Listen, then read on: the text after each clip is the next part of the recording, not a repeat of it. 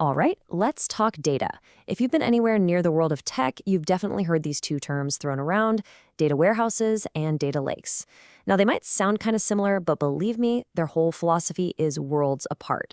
Today, we're going to demystify both of them using a super simple analogy that'll make everything just click. We're talking about the organized library versus the vast natural reservoir. Okay, let's dive right in.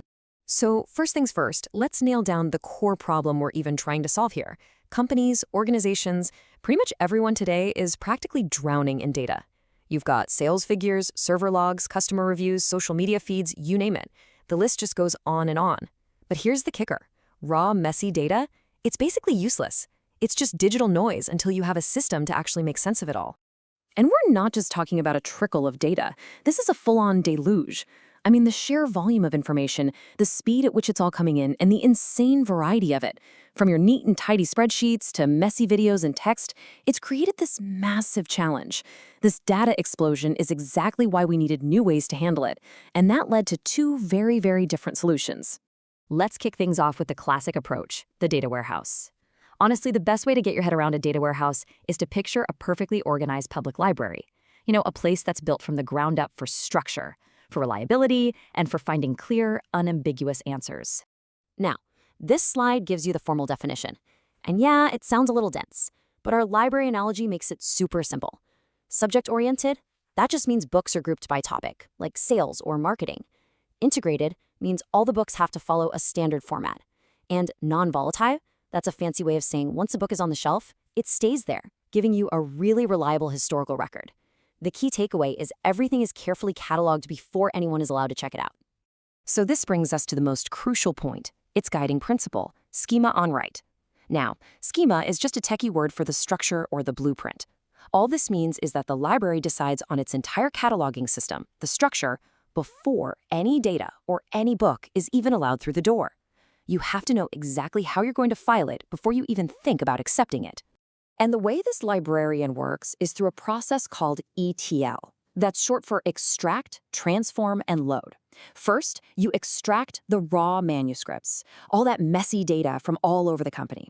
Then you transform it. This is where the real work happens. You clean it, you standardize it, and you basically bind it into these perfectly formatted books that fit your library system. And finally, you load them. You take those polished, finished books and put them on the correct, predetermined shelf. So who's hanging out in this library? Well, it's mostly your business analysts and executives. They come here because they need reliable, high-quality information to answer very specific questions. Things like, how did our sales in Q2 stack up against last year? Or, show me the dashboard with our key performance indicators. It's absolutely perfect for generating reports, tracking historical trends, and nailing financial compliance. It's all about getting trusted, predictable answers. Okay, but what happens when you start getting information that isn't a neat and tidy book? What do you do with audio files or video clips or millions of tiny unstructured notes? All of a sudden, the library's super rigid cataloging system, that whole schema-on-Read model, starts to creak a little bit. It's starting to show its limits. The sheer volume of all this new information was just overwhelming. The velocity, data streaming in every single second was way too fast for that slow, methodical ETL process. The variety of the data just didn't fit on the predefined shelves. And the need for agility, for just quickly exploring an idea, was pretty much crippled because you had to define that perfect structure way up front. And this is where our second solution makes its grand entrance, the data lake. So I want you to forget the library for a second. Instead, picture a huge natural water reservoir, a system that's designed to capture everything in its purest form from any source imaginable. A data lake is basically a central holding tank for everything. It holds structured data, unstructured data, it doesn't care, at any scale. You know, just like a reservoir collects water from rivers and rain and tiny streams, a data lake just ingests data in its raw native format. Nothing is turned away. It all just flows right in, completely untouched. The philosophy here is the complete opposite of the library. It's called Schema-on-Read. The data is just dumped in as is, with no structure forced on it up front. The structure, the schema, is only applied later when you actually go to retrieve the data for some specific purpose. It's kind of like deciding what you're looking for after you've already scooped a bucket of water out of the reservoir, not before. And this quote just nails the whole spirit of the data lake. It really does embody a philosophy of exploration, of discovery, and of squeezing every last drop of potential out of your data, no matter what format it's in. It's all about exploring the unknown, trying to find those unexpected patterns, and unlocking the potential of all your data, not just the tidy, pre-approved parts. So let's put these two philosophies right next to each other. On one hand, you've got the librarian's way, Schema-on-Read, which is all about control and predictability, perfect for answering questions you already know you have. On the other hand, you've got the scientist's way, Schema-on-Read. This is all about freedom and discovery, perfect for exploring the great unknown in your data. One is aiming for a single source of truth. The other is aiming to just capture every possible piece of data it can. So who's using this reservoir? Well, you've got your data scientists, your researchers, and your machine learning engineers. They're not asking what were last quarter's sales.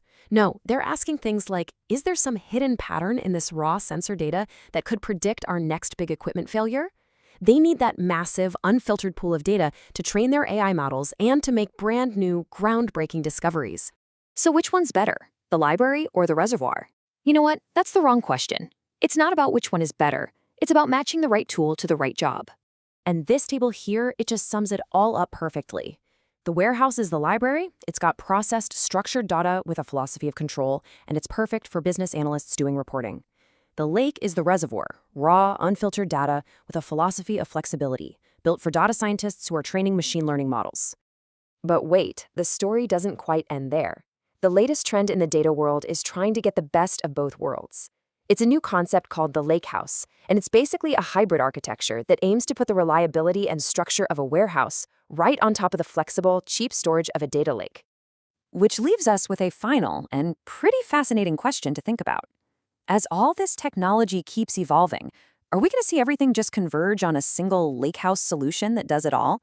Or will there always be a fundamental need for both the meticulously organized library and the vast untamed reservoir? The answer to that question is going to shape the future of how we understand our world through data. Thanks for watching.